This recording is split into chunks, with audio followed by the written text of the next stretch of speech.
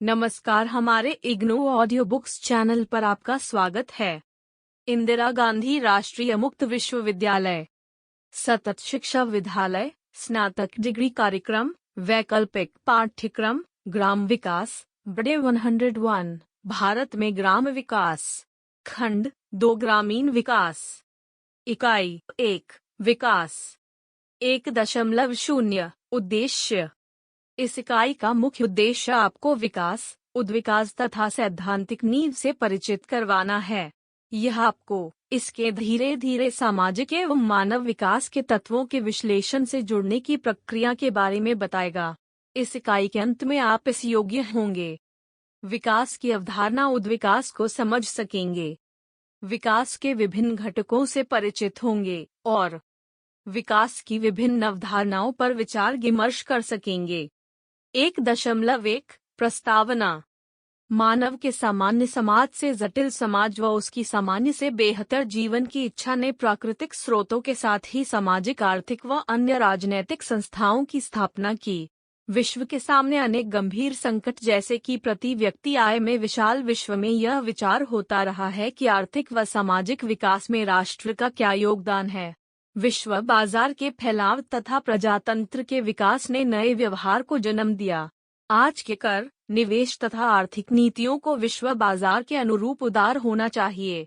इसी कारण विकास से जुड़े मुद्दे स्थानीय तथा व्यक्तिगत न होकर वैश्विक चरित्र के हो गए हैं। आज के दौर में राष्ट्र ने विकास की प्रक्रिया में महत्वपूर्ण भूमिका निभाई है। इस संदर्भ में राष्ट्र की अंतर्राष्ट्रीय, राष्ट्रीय, व्यक्ति तथा नागरिक संस्थाओं से समन्वय करना पड़ता है। इस कारण राष्ट्र का योगदान बहुत महत्वपूर्ण हो जाता है। इस इकाई में विकास की विभिन्न अवधारणाओं से आपको परिचित करवाया जाएगा। आइए विकास का अवधारणात्मक अर्थ को समझें। 1.2 विकास अवधारणा का विकास। विकास कोई नई विचारधारा नहीं है, यह एक सतत प्रक्रिया है। विकास के बिना मानवता आज की स्थिति में नहीं पहुंच सकती थी। यह कारण व परिणाम की तरह समझा जा सकता है। विकास भौतिक, तकनीकी, आर्थिक, सामाजिक, सांस्कृतिक, व्यावहारिक, संगठनात्मक या राजनैतिक हो सकता है। विकास के सभी सूचक समय के साथ रखकर देखे जाते हैं। यह नहीं कहा जा सकता कि सभी परिवर्तन विकास के लिए नहीं होते। परिवर्तन अच्छा या बुरा, ऋणात्मक या धनात्मक भी हो सकता है। धनात्मक परिवर्तन के विकास तथा ऋणात्मक को विनाश कहा जाता है। विकास को परिवर्तन तथा वृद्धि से नहीं समझा जाना चाहिए। समाज के विकासवादी प्रक्रम ने कई अवधारणाओं जैसे वृद्धि, परिवर्तन तथा विकास को जन्म दिया। सामान्यतः यह माना जाता है कि वृद्धि गणनात्मक परिवर्तन, स्थिति परिवर्तन तथा विकास इच्छित दिशा में घनात्मक परिवर्तन होता है।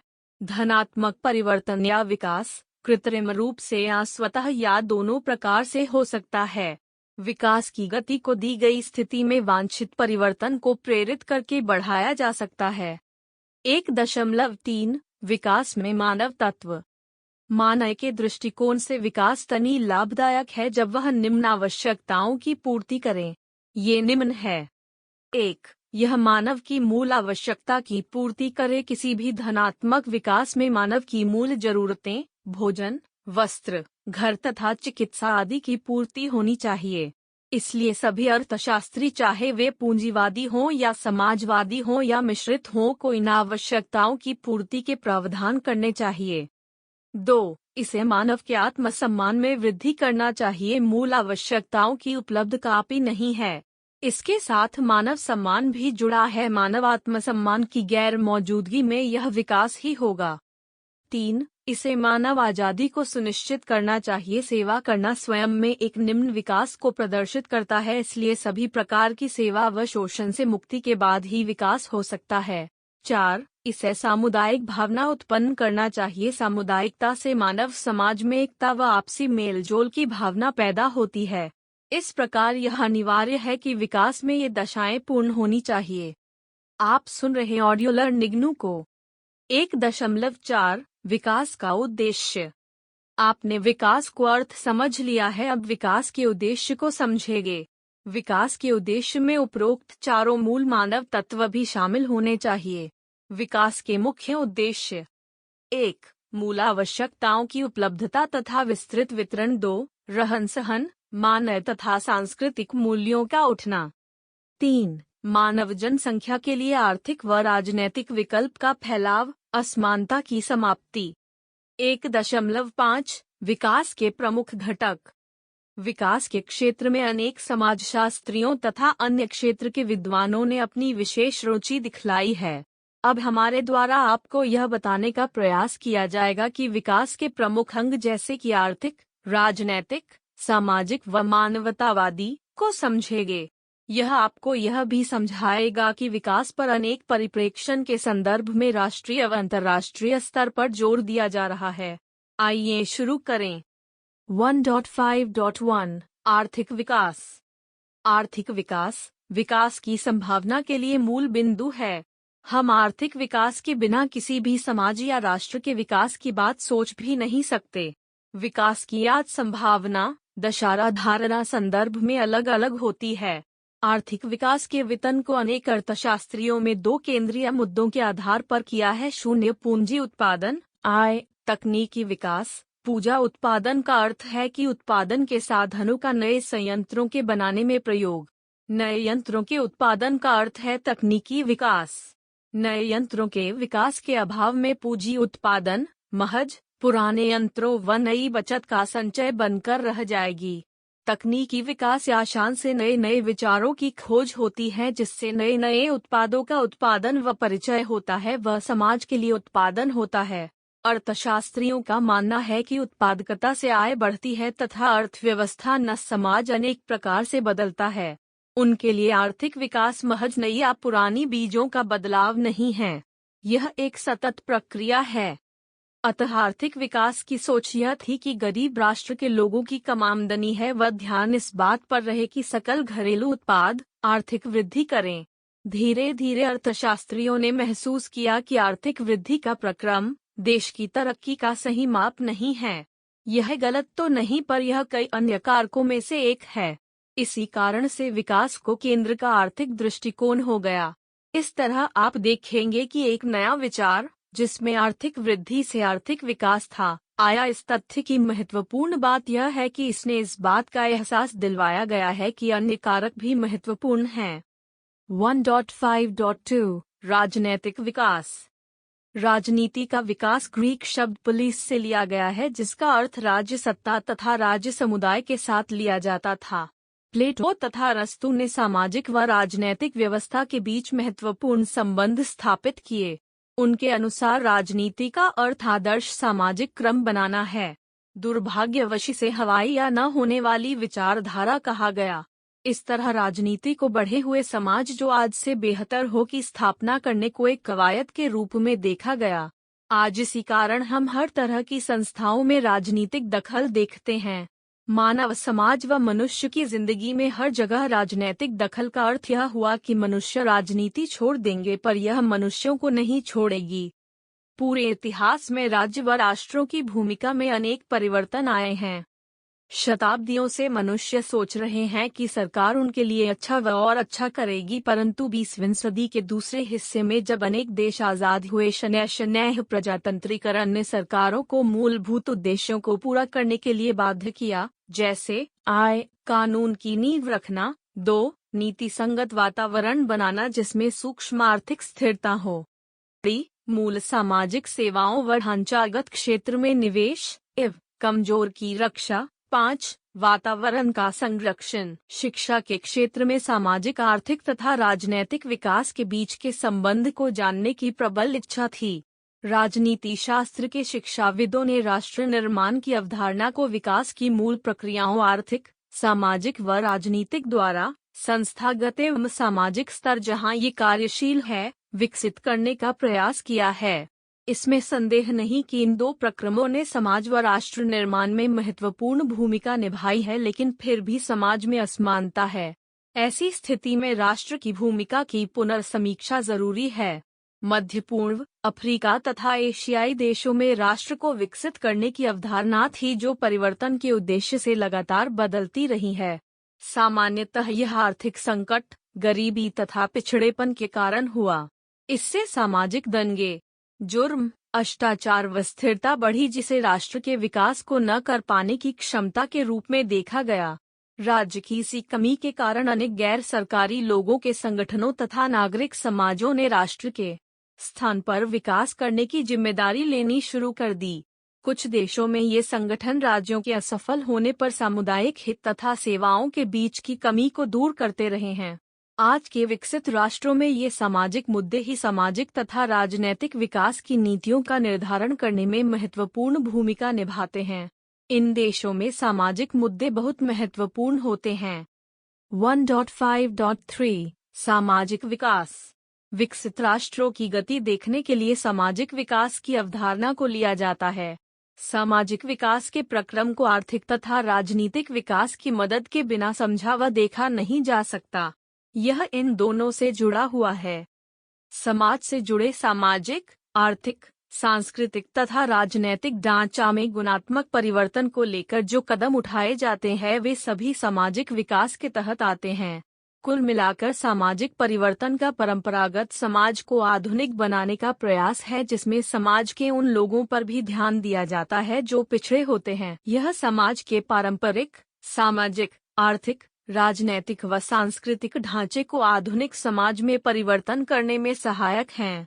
बहुत से लोगों का मानना है कि विकास संस्कृति के उलट है। इस बुनियाद पर देखा जाए तो यह जरूरी है कि संस्कृति तथा विकास को मानवाधिकारों की मूल आवश्यकता व उद्देश्य को ध्यान में रखकर किया जाए, जिससे सांस्कृतिक विरासत मजबूत होकर वैश्विक मूल्यों के अनुसार स्थापित हों। सामाजिक विकास पर जोर देने का कारण यही था कि समाज का एक बड़ा तबका विकास के लाभ से वंचित था। समाज के पिछड़े वर्ग में गरीबी, अशिक्षा, जागरूकता की कमी सरकारी प्रयासों के बावजूद भी बनी रही है। इस स्थिति में सामाजिक विकास को मानवाधिकार तथा मानव आवश्यकताओं के साथ जोड़ने के लिए प्रयास किए गए। 1.5.4 मानव विकास। यह उस वातावरण से संबंधित है जिससे लोगों को अपनी कुशलता को अधिकतम विकसित करने का अवसर देता हो एवं उन्हें उत्पादन तथा सृजन का अवसर देता हो। अपनी अपनी आवश्यकता के अनुसार मनुष्य अपने जीवन तथा मूल्यों को किस प्रकार देखता है, यह भी मानव विकास के अंदर देखा जाता है। प्रजातंत्र की मजबूती ने नवीन ढंग से मानव प्रयासों को समझने की प्रेरणा विकास ने दी है। मानव विकास मनुष्यों के इच्छा को बढ़ाने का प्रक्रम है। यह मनुष्यों के कार्य करने की क्षमता को बढ़ाकर प्राप्त किया जाता है। विकास के सभी स्तरों पर मानव विकास की 3 प्रमुख क्षमताएं हैं जो उन्हें लंबी व स्वस्थ जिंदगी देती है। जानकारी स्रोतों पर पहुंच, मानव विकास की सीमा, चुनने के मूल क्षेत्र, मनुष्यों द्वारा उच्च मूल्य, सामाजिक, आर्थिक व राजनैतिक अवसर जिससे आत्मसम्मान, शक्तिकरण तथा सामाजिकता का विकास है। मानव विकास के उद्देश्यों को पूर्ण करने के लिए यह आवश्यक है कि निर्धनता उन्मूलन तथा निर्धनों के जीवन स्तर को उठाने के प्रयास शुरू किए जाए। 1.5.5 मानव प्रसन्नता एवं अच्छा होना। यह देखा गया है कि विकास का उद्देश्य ऐसा वातावरण उत्पन्न करने का है जिससे समाज में खुशी हो। शिक्षाविद इस निष्कर्ष पर पहुँचे हैं कि भौतिक व अभौतिक कारकों ने चतुर्दिक विश्व में मानव प्रसन्नता में योगदान दिया है तथा भौतिक कारकों के प्रकार्य में प्रसन्नता आदि महत्वपूर्ण है। उन्होंने आर्थिक वृद्धि, व्यक्तिगत सुशी, अच्छी वस्तुओं की खपत को मनुष्यों की प्रसन्नता को जानने के लिए किया। यह पाया गया कि अभौतिक गुणवत्ता मानव खुशी में ज्यादा महत्वपूर्ण भूमिका निभाता है। उन्होंने इसको अवधारणात्मक रूप देने के लिए समग्र राष्ट्र की प्रसन्नता के सूचक के रूप में देखा। यह समग्र राष्ट्रीय उत्पाद को भी मनोवैज्ञानिक व समग्र रूप से समझाने का प्रयास है। समग्र राष्ट्रीय प्रसन्नता का मान कुल माध्य का मान है। 1. आर्थिक अच्छापन, ली, वातावरणीय अच्छापन, री, भौतिक अच्छापन, इव, मानसिक अच्छापन, 5. कार्यस्थल अच्छापन, वाय, सामाजिक अच्छापन, 7. राजनैतिक अच्छापन। समग्र राष्ट्रीय प्रसन्नता की अवधारणा आलोचना का एक विषय बन गया है क्योंकि यह इस बुनियाद पर कार्य करता है जो विषयात्मक निर्णय लेने एवं अच्छा होने की श्रृंखला है। कई गैर सरकारी संगठनों ने आर्थिक विकास को सूचित करने के लिए अनेक विकल्प सुझाए हैं। बोध प्रश्न 1। विकास में मानव तत्व क्या है? में विकास के संदर्भ में मानव प्रसन्नता का अर्थ बताइए। 1.6 विकास के सिद्धांत। इस भाग में हमारा प्रयास होगा कि आपको विकास के संबंध में मुख्य सिद्धांतों से अवगत करवाया जाए, जो निम्न हैं। 1.8.1 विकास में अर्थशास्त्रियों का दृष्टिकोण। इस अवधारणा का मुख्य सिद्धांत यह है कि व्यक्तिगत संपत्ति तथा आजादी सभी आर्थिक कार्यक्रमों की बुनियाद होती है। इस संदर्भ में पहले के अर्थशास्त्री मानते थे कि राजनैतिक अर्थशास्त्र सभी प्राकृतिक विज्ञानों को सार्वभौमिक रूप से नियमबद्ध करते हैं। विकास के संबंध में प्रमुख अर्थशास्त्रियों के विचार आगे दिए गए हैं। एडम स्मिथ ने अपने कार्य राष्ट्रों की संपत्ति से ब्रिटिश वाणिज्यिक व्यवस्था पर प्रहार किया। स्मिथ का मानना था कि यदि राष्ट्र के पास स्वर्ण भंडार है तो यह धनी है। उसी प्रकार मनुष्य भी धनी है यदि उसके पास सोना हो, जिससे वह संपत्ति एकत्र कर सकता है। उसके लिए अन्न विनिमय को नियंत्रित करने का साधन है। स्मिथ के सिद्धांत का प्रथम तथ्य यह जानने का प्रयास था कि स्रोतों के साधन के रूप में कैसे बनाया जाए। इस संदर्भ में उन्होंने माना कि उत्पादन के मूल तत्व श्रम, पूंजी, संग्रह तथा बाजार है। स्मिथ ने माना कि अतिरिक्त मूल्य आर्थिक विकास के लिए महत्वपूर्ण है। उन्होंने कई तथ्य बताए जिससे अतिरिक्त मूल्य में बढ़ोतरी को समझा जा सकता है। ये हैं श्रम विभाजन, पूंजी संग्रह तथा बाजारों का विस्तार, आंतरिक बाह्य कृषि, व्यापार तथा वाणिज्य के द्वारा डंडा। स्मिथ ने इसका भी संज्ञान लिया कि सामाजिक रुचि के तत्व का सामाजिक विवाद के बीच सौहार्द होता है, जबकि स्मिथ ने यह भी माना कि वर्तमान सामाजिक दशाएं इस स्थिति में नहीं हैं कि वे विशेष सामाजिक विवाद को उत्पन्न कर सकें। वॉल्टर रास्टोव। अमेरिकी अर्थशास्त्री वॉल्टर रास्टोव ने अपने ऐतिहासिक विकास के सिद्धांत में आर्थिक विकास की 5 अवस्थाओं का परिचय करवाया। उन्होंने बताया कि सभी राष्ट्र एक श्रृंखलाबद्ध तरीके से विकास के एक निश्चित क्रम में गुजरते हैं। उनका अध्ययन ओपीआई राष्ट्रों पर आधारित थी। इसका अर्थ यह है कि इस संक्रमण में सभी कम विकसित राष्ट्र विकसित बनने की प्रक्रिया में 5 अवस्थाओं से होते हुए गुजरते हैं। ये हैं पारंपरिक समाज, ली बदलाव के लिए पूर्व हालात, डी बदलाव, वयस्कता की तरफ चाल, वी अति खपत का समय। रास्टोव ने बताया कि विकास की पहली दशा पारंपरिक समाज में होती है। उन्होंने पारंपरिक समाज को स्थितिज नहीं माना, बल्कि वह अनंत बदलाव से संबंधित होती है। बदलाव के लिए पूर्व अवस्था वह दूसरी अवस्था है जिसमें देश के अंदर तकनीक तथा यातायात के साधनों का विकास होता है। उन्होंने इसे सहायककारी अर्थव्यवस्था बतलाया, जो कि सीमित साधनों के साथ कृषि पर आधारित थी तथा जो उद्योग के लिए कच्चा माल तथा सेवा उपलब्ध करवाती थी। बदलाव की तीसरी अवस्था में उत्पादन उद्योग में तेजी से वृद्धि करते हैं, हवाई अड्डे, सड़क, रेलवे बनती है तथा निवेश बढ़ता है। चौथी अवस्था में वयस्कता की तरफ चाल शुरू हो जाती है। इस अवस्था में वृद्धि स्वयं होती है तथा देश के सभी हिस्सों में फैल जाती है, जिससे अनेक प्रकार के उद्योग बनने का विकास होता है। इस अवस्था के दौरान अधिक जटिल यातायात व्यवस्था तथा उत्पादकता फैलती है। तीव्र गति से शहरीकरण होता है तथा पारंपरिक उद्योगों का ह्रास होता है। रास्टोव की 5वीं अवस्था है अधिक खपत का समय। इस अवस्था में अन्य उद्योगों का फैलाव तथा उत्पादन में कमी आती है। विकासवादी कई अर्थशास्त्रियों का मत है कि रास्टोव का प्रारूप पश्चिम के आधुनिकीकरण की तरफ झुका हुआ था तथा उस समय पश्चिम में केवल वही वयस्क अर्थशास्त्री था तथा अर्थव्यवस्थाओं पर उच्च खपत समय में कोई नियंत्रण न था। साथ ही इसकी सामान्यीकृत प्रकृति से सीमित भी कर देती थी। यह वृद्धि की पूर्वावस्था का विस्तृत रूप भी प्रस्तुत नहीं करता। वास्तव में नीति निर्धारक यह समझ ही नहीं पाए कि ये अवस्थाएं कैसे एकजुट हो गईं। अन्य आर्थिक विकास मॉडलों की भांति यह भी विकास को विस्तृत रूप से समझा नहीं पाया। विलियम अर्थर लीवाइज 1960 के दशक में सर विलियम अर्थर लीवाइज ने विकास का एक नया मॉडल प्रस्तुत किया जो लीवाइज मॉडल या दोहरा सेक्टर मॉडल के नाम से जाना जाता है। यह श्रम संक्रमण विकास होती अर्थव्यवस्था को 2 नए क्षेत्रों, पूंजीवादी क्षेत्र तथा सबसिस्टेंस क्षेत्र के संदर्भ में समझाता है।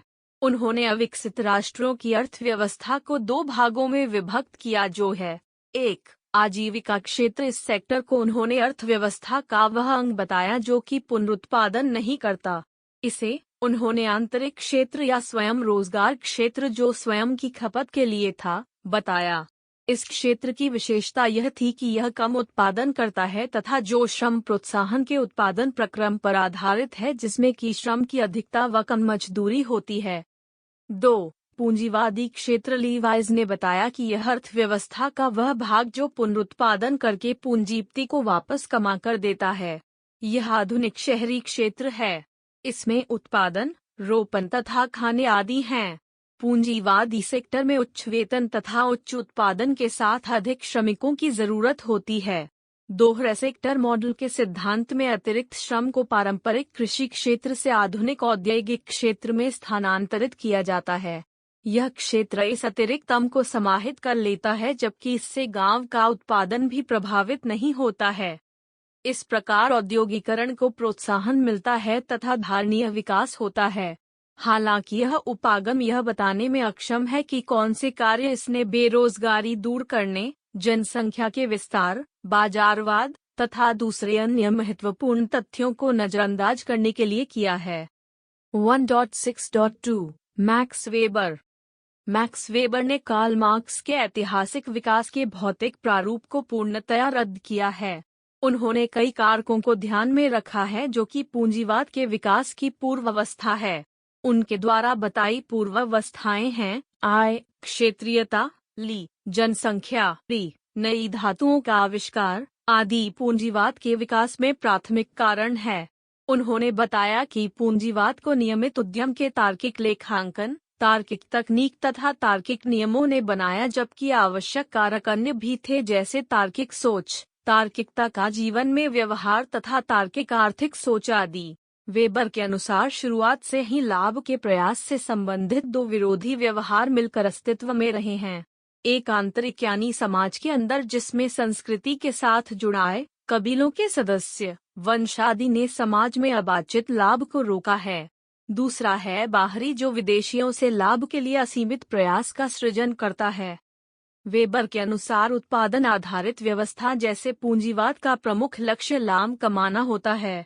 पूंजीवादी मनोवृत्ति के बारे में वेबर का मत है कि ऐसे व्यवहार समूह जिनका उद्देश्य पूंजी को इकट्ठा करने के कार्यों में लगाया है, ये व्यवहार व्यक्तिगत विचार तथा व्यक्तिगत स्वतंत्रता जो कि जाति या वर्ग विशेष की हो के हैं। पूंजीवाद सदैव अलग अलग प्रकार का रहा है। आदिम समाज में धन संचय एवं जुएबाजी पर, जबकि आधुनिक समाज में तार्किकता पर आधारित था। वेबर ने पूंजीवादी रवैये को दूसरे रवैयों से यह कहकर अलग करने का प्रयास किया है कि यह दूर न की जा सकने वाली बुराई है। पूंजीवाद संचय के रवैये को खराब नहीं कहता बल्कि इसे नैतिक कहकर स्वयं से जोड़ भी लेता है। पैसा कमाना स्वयं में नैतिक है। वेबर ने प्रोटेस्टेंट आचार व पूंजीवादी भावना के बीच आध्यात्मिक जुड़ाव स्थापित करने का प्रयास किया है, जबकि दूसरे धर्माधार संबंधी प्रतिबंध लगाते हैं ताकि असीमित लाभ को कम किया जा सके। उन्होंने अपनी पुस्तक the protestant ethics and spirit of capitalism में अपनी विकास की अवधारणा दी है। उनके अनुसार धार्मिक विचार आर्थिक विकास को बढ़ावा देते हैं। वेबर ने इन सवालों का जवाब दिया है कि पूंजीवाद पश्चिम के देशों की उपज है तथा पूंजीवाद दूसरे समाजों में क्यों नहीं प्रवेश कर पाया। इसका उत्तर देने के लिए वेबर ने यह पता लगाने की कोशिश की कि पश्चिम में पूंजीवाद के विकास में धर्म किस प्रकार से सहायक था।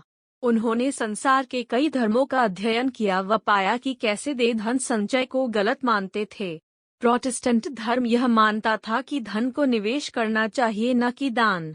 उसने भारत के जाति व्यवस्था का भी अध्ययन किया तथा पता लगाया कि कैसे धर्म आर्थिक व्यवहार को प्रभावित करता है। वेबर की आलोचना धर्म को आधार मानने के कारण हुई जो सिर्फ विकास का कारक था तथा उन्होंने मानवीय मूल्यों को नजरअंदाज किया। वेबर यह भी ढूंढने में असमर्थ रहे कि धर्म आर्थिक विकास को कैसे प्रभावित करता है। जहां तक दूसरे समाजों का संबंध है, उन्होंने सिर्फ प्रोटेस्टेंट के विचारों को अपने मां के समर्थन के लिए लिया। 1.6.3 जे शुम्पिटर एवं गुनार मिडल। शुपिटर एवं मिडल विकास की संस्थानिक अवधारणा के मुख्य वक्ता हैं। शुपिटर ने विकास, आर्थिक विकास एवं सामाजिक विकास में अंतर बताया। शुम्पेटर ने विकास का अर्थ बताते हुए कहा है कि ये वो बदलाव हैं जो शाप नहीं जाते वरन स्वयं ही आर्थिक जीवन में स्वयं से ही आ जाते हैं, जबकि आर्थिक विकास वह है जो स्वयं को इतिहास से अलग करता है तथा व्याख्या के उद्देश्य से होता है। उन्होंने बताया कि आज आर्थिक स्थिति पुरानी आर्थिक घटनाओं मात्र के कारण ना ही वरन पुरानी सभी दशाओं के कारण है। शुम्पेटर ने बताया कि सामाजिक विकास ऐतिहासिक परिवर्तन बनाता है, न कि चक्रीय या घूमता हुआ आंदोलन। हालांकि सामाजिक अवधारणा को इन दो स्थितियों के द्वारा समझाया जा सकता है। शुम्पेटर के अनुसार आर्थिक विकास ऐसा प्रपंच नहीं है जिसे मात्र आर्थिक आधार पर समझा जाए, बल्कि विकास के बिना अर्थव्यवस्था स्वयं ही पीछे खिसक जाएगी। लिहाजा विकास की व्याख्या आर्थिक सिद्धांत के समूह से बाहर निकलकर करनी चाहिए। उन्होंने विकास की परिभाषा देते समय इसमें अनेक बिंदुओं जैसे आर्थिक एवं गैर आर्थिक को शामिल किया। मिडल ने भी विकास का अध्ययन सांस्थानिक अवधारणा के साथ किया। उन्होंने अपनी पुस्तक के 3 अंकों Asian drama and inquiry into the poverty of nation में किया। गुरनार ने भारतीय सांस्कृतिक विरासत तथा जननांकीय एवं आदर्शात्मक पहलुओं का भी अध्ययन किया।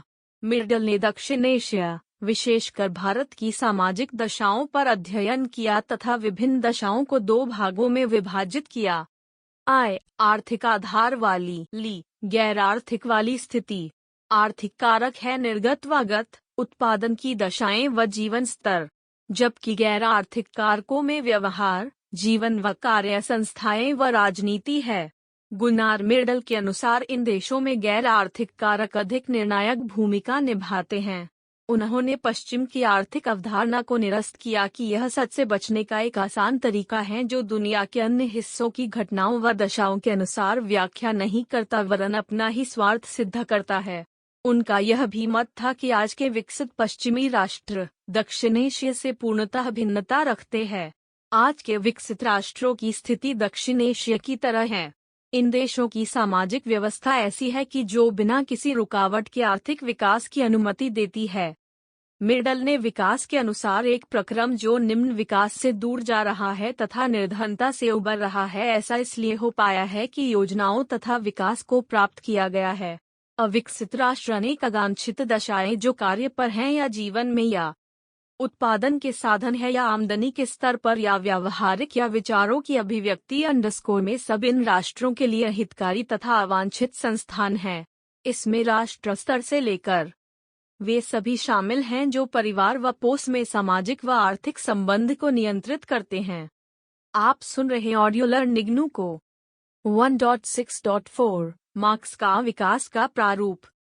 कार्ल मार्क्स ने विकास के सिद्धांत को अपने कार्य में एकदम अलग ढंग से प्रतिपादित किया है।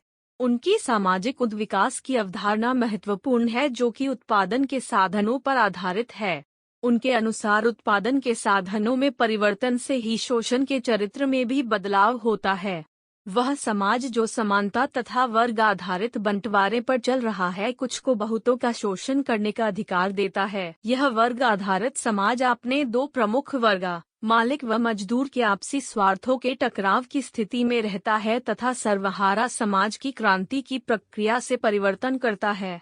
अनेक उदाहरणों की सहायता से मार्क्स ने समझाया कि कैसे वर्तमान पूंजीवादी समाज आदिम समाज से बदला है। अंततः यह समाजवादी उत्पादन के साधनों में बदल जाएगा। मार्क्स की विकास की अवधारणा वर्ग तथा वर्ग के चरित्र का समाज के किस किरदार पर आधारित है। इस व्यवस्था में स्वयं के वर्गहित की चेतना संपूर्ण सामाजिक विकास में बाधक है। समाज में निर्धनता के कारण गरीबों का शोषण है। निर्धनता के संबंध ही समाज में निर्धनता की समस्या व विकास पर प्रश्न को खड़ा करती है। जब भूमि तथा उत्पादन के साधनों पर अधिकार कुछ ही लोगों का हो तो असमानता की स्थिति तो अनसुलझी रहेगी ही। मार्क्स की विकास की अवधारणा बड़ी जटिल है। यह विकास की संभावना भी बताती है या राष्ट्र या वर्ग संघर्षों पर निर्भर करती है। किसी समाज में विभाजित वर्ग जो शोषित है तथा शोषक का आधिपत्य स्थापित करके अतिरिक्त मूल्य को मजदूरों से छीनने का कार्य करता है। 1.6.5 गांधी की विकास की अवधारणा। गांधी की विकास की अवधारणा भारतीय समाज को समझाने से शुरू होती है तथा इसका केंद्र इसकी छोटी इकाइयों, ग्राम व्यवस्था तथा समग्र विकास की बात करता है। इसलिए उनका ग्राम विकास तथा अर्थव्यवस्था में विकास की भूमिका केंद्रीय है। यह प्रारूप छोटे उद्योग व कृषि के तुरंत विकास करने की बात पर बल देता है। इस प्रारूप ने ग्राम को कुटीर उद्योगों के उत्पादन व रोजगार के माध्यम से आत्मनिर्भर बनाकर ग्रामीण गणराज्य बनाने की बात कही। यह ग्राम स्वराज स्वदेशी व श्रम की समानता पर आधारित था। उन्होंने बहुत तरीकों द्वारा उत्पादन की बात की, जिससे कुटीर उद्योगों का विकास करते हुए विकास के प्रारूप का विचार प्रस्तुत किया। गांधी का विकास प्रारूप आधार पर आधारित था, जो आध्यात्मिकता से जुड़ा था। गांधी का विकास का विचार अन्य अर्थशास्त्रियों की मुख्य धारा से अलग था। निम्न तालिका में यह इसे अन्य से विभक्त करती है, जो स्वयं समझाने योग्य है। विवरण के लिए स्क्रीन को देखें। बोध प्रश्न 2 नोट। एक रास्टोव द्वारा दी गई आर्थिक वृद्धि की अवस्थाएं क्या है? लीवाइज के दोहरे क्षेत्र प्रारूप से आप क्या समझते हैं? 3. मार्क्स का विकास का मॉडल समझाइए। 1.7 सारांश। इस इकाई में आपको विकास से जुड़ी विभिन्न अवधारणाएं तथा सिद्धांतों से परिचित करवाने का प्रयास किया। अब आप समझ गए होंगे कि विकास एक तुलनात्मक अवधारणा है, जो कि सिलसिलेवार तथा धनात्मक बदलाव हैं जो देश के विभिन्न क्षेत्रों में रहने वाले लोगों पर पड़ता है। अब इसने देश की सीमाओं को तोड़ दिया है। विकास वृद्धि से अलग है, जो बेहतर विकास व लाभ का बेहतर वितरण तथा अलग पहचान बनाता है। यह आर्थिक विकास के समान वितरण तथा अवसरों को बढ़ाने पर जोर देता है। आपको यह भी स्पष्ट हो गया है कि विकास के अनेक बिंदु हैं, जैसे सामाजिक, आर्थिक, राजनैतिक तथा मानव व्यवहार आदि। इसके अतिरिक्त इसमें मनुष्य प्रसन्नता को भी शामिल किया गया है। इस इकाई में आपको विकास की अनेक अवधारणाओं से परिचित करवाया गया है, जो विभिन्न शिक्षाविदों तथा दार्शनिकों ने दी हैं। अब आप समझ गए होंगे कि विकास का कोई सीमित दायरा नहीं है, वरन इसे पूर्ण रूप से समझने व समझाने के लिए सामाजिक, राजनैतिक व मानवीय प्रपंच को जानना अनिवार्य है। 1.8 प्रमुख शब्द। विकास। यह वो समग्र विकास या वृद्धि है जो मानव समाज के सभी क्षेत्रों में होती है। वृद्धि। यह तरक्की का वह प्रक्रम है जो मानव जीवन के किसी एक पहलू के निम्न स्तर से उच्च स्तर की तरफ परिवर्तित होता है। पश्चात्ति। यह वह अवस्था है जिसमें पीछे की तरफ लौटने की खराब स्थितियां कम विकसित अवस्था में चला जाता है। जीविका या रोजगार। देशी व पारंपरिक क्षेत्र या स्वरोजगार क्षेत्र जो स्वयं के का क्षेत्र लिए खपत लायक उत्पादन करता है। धन्यवाद। मिलते हैं अगले वीडियो में।